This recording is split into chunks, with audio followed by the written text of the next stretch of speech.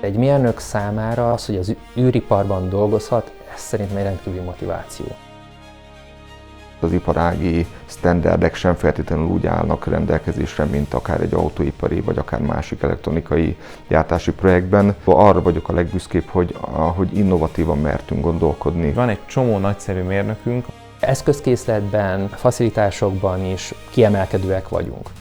Lesznek olyan missziók, amiben nem csak hogy fővállalkozóként fogunk tevékenykedni, hogy a missziónak a lebonyolításában is részt kell vennünk. Ezért kezdtük el fejleszteni a saját platform technológiáinkat, ezért is fontos számunkra az, hogy van önálló műhold programunk a nem ÉZA piacról, ugye ez a Huleo program, ami szintén egy lehetőséget biztosít a még további tanulásra. Látom a magjait annak a fajta agilitásnak, ami a diákcsapatban benne volt. Ezt a konstruktivitást, ezt az agilitást én ezt szeretném, hogyha meg tudná őrizni a cég, és attól, hogy nagyvállalattá válunk, ne veszítsük el.